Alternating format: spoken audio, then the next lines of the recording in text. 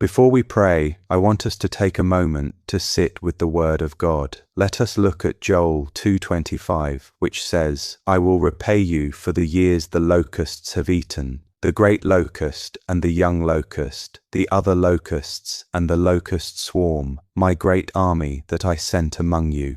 And then in Job 42:10, the Bible says, after Job had prayed for his friends, the Lord restored his fortunes and gave him twice as much as he had before. And finally, Psalm 126:4 says, "Restore our fortunes, Lord, like streams in the Negev." I want us to hold these verses close today, because what they are telling us is something that I believe many of us need to hear. God is a God of restoration, not just healing, not just provision, but restoration. The returning of what was taken, the rebuilding of what was broken, the giving back of what was lost. And I want to talk today about loss, because loss is something that touches every one of us. We all know what it is to lose something. Some of us have lost people we loved. Some of us have lost seasons we cannot get back. Some of us have lost opportunities that seem to close just before we could reach them. Some of us have lost our health, our peace, our confidence, our joy, our sense of direction. Some of us have lost years spent in the wrong place, the wrong relationship, the wrong season. And looking back at all of that lost time can feel like grief in itself. I want to speak to that grief today. I want to speak to that quiet ache that lives in a person who knows that something precious was taken from them or slipped through their hands. And I want to bring the Word of God into that place because I believe that the Word of God has something very powerful to say to everyone who has ever sat with a loss they did not know how to carry. Let us look at Joel 2:25 again. God says, "I will repay you for the years the locusts have eaten." Now in that time, a locust swarm was one of the most devastating things that could happen to a farming community.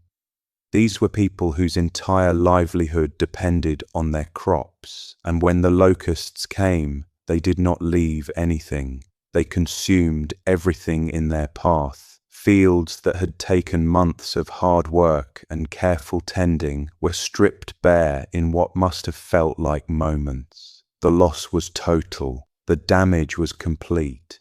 And yet God looks at his people in the middle of that devastation and says, "I will repay you. I will restore what was taken. I will give back what the locusts consumed. Not a little, not partially. I will repay." That is the God we serve today, a God who looks at the fields of our lives that have been stripped bare and says, "I will repay you. I will restore what was taken. I will give back." And then there is the story of Job. If there is anyone in all of Scripture who understood loss at a level most of us will never experience, it is Job. This man lost his children. He lost his wealth. He lost his health. He lost the support of his wife. He lost the understanding of his friends. He sat in the ash heap of his life and could not find a single thing that had not been touched by devastation. And yet, Job 42:10 says the Lord restored his fortunes, not just restored them to what they were, gave him twice as much as he had before. Twice as much. That is the God of restoration.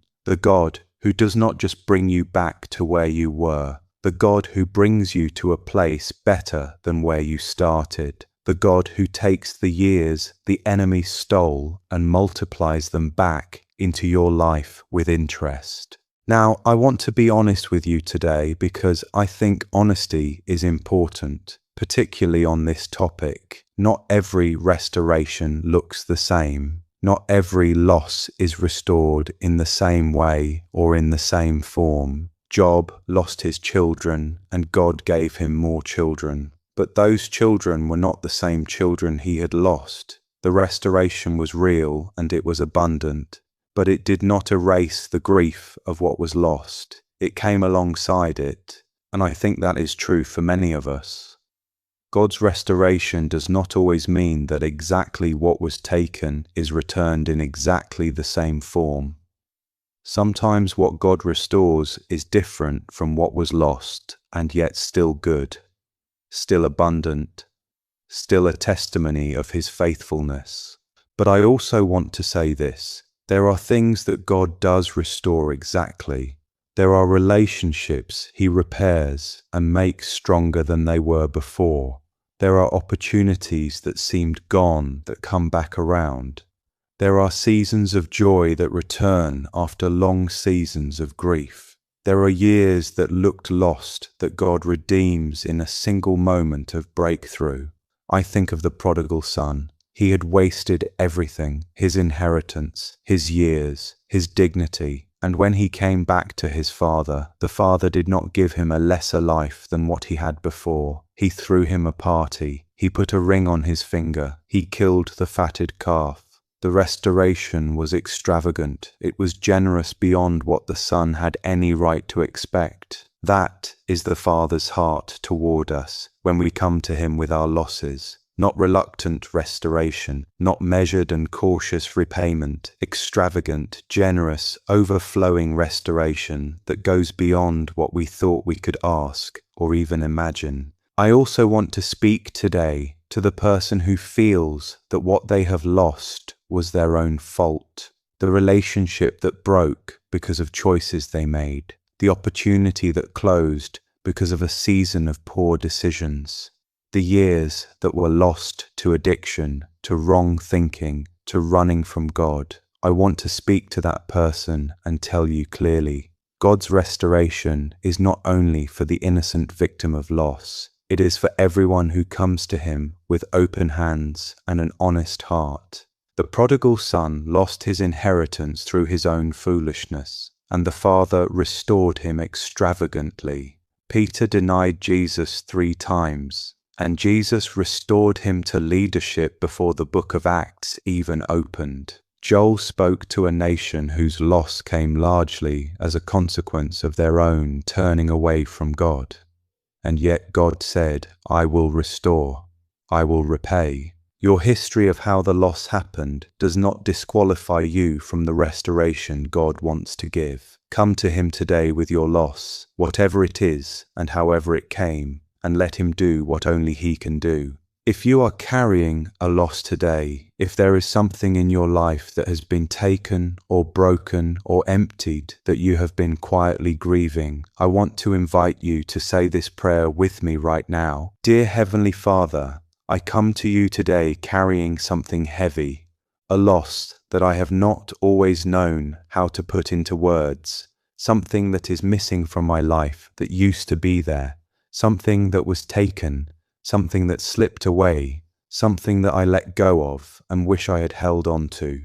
Lord, you know exactly what it is. You know the shape of this loss better than I do. You have seen every moment I have sat with it quietly, and every moment it has surfaced without warning and caught me off guard.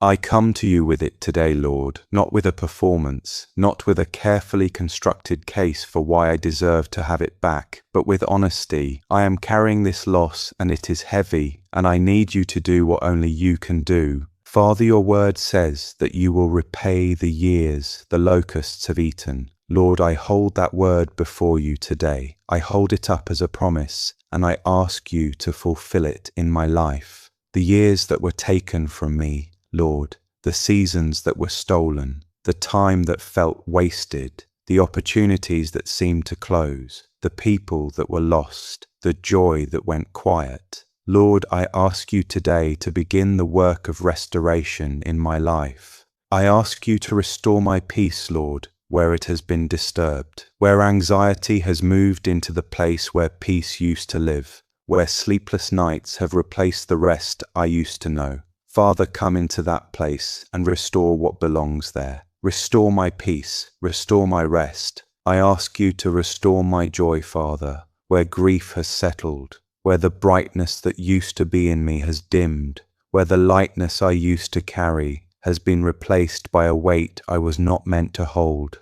Lord, I ask you to restore my joy, not the shallow happiness that depends on circumstances, the deep-rooted, unshakable joy that comes from knowing you and being known by you. I ask you to restore my confidence, Lord, where it has been broken, where words that were spoken over me cut deeper than I showed, where failures that I have already confessed still make their voice heard and tell me I am not enough. Father, restore my confidence, not in myself, in who you have made me to be, in the calling you placed on my life, in the truth that you are not finished with me. Lord, I ask you to restore the years, not just going forward, but redeeming what has already passed.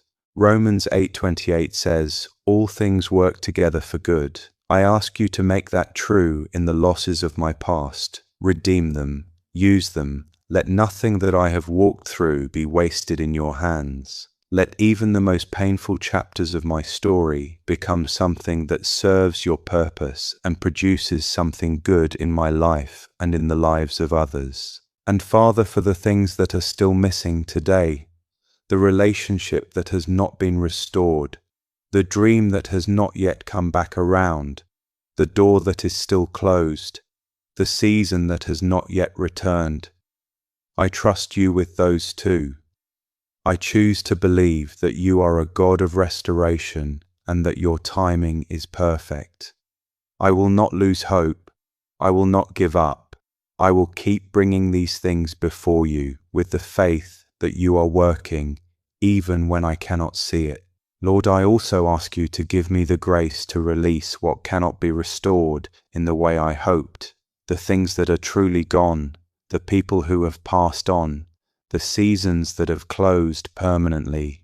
Give me the grace to grieve them well, and then to trust that you are able to bring new things into my life that are different, but still good, still full, still a testimony of your faithfulness. I receive your restoration today, not partially, completely, the way Job received it, the way the prodigal son received it, abundantly, generously, beyond what I expected or deserved. Thank you, Father, for being a God who restores, for being a God who repays, for being a God who never writes anyone off and never lets any story end at the point of loss. You are the God of the comeback.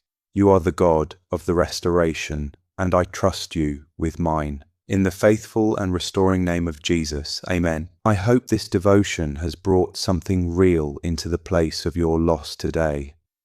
I hope it has reminded you that no loss is beyond God's ability to restore. No season is so broken that he cannot redeem it. No story is so far into grief that he cannot write a new chapter of restoration. He is the God who repays the years the locusts have eaten. He is the God who gives back twice what was taken. He is the God who runs toward the returning sun with extravagant, overwhelming love. He is your God today, and he is working on your restoration even as you read these words. If you have a special prayer request for restoration, something you have been believing God to restore in your life, please share it in the comments below. We would be truly honored to stand with you in prayer. You are not carrying this alone. May the Lord restore everything that has been taken from you. May he repay the years. May he redeem the losses. And may the restoration he brings be far beyond anything you could have asked or imagined. God bless you.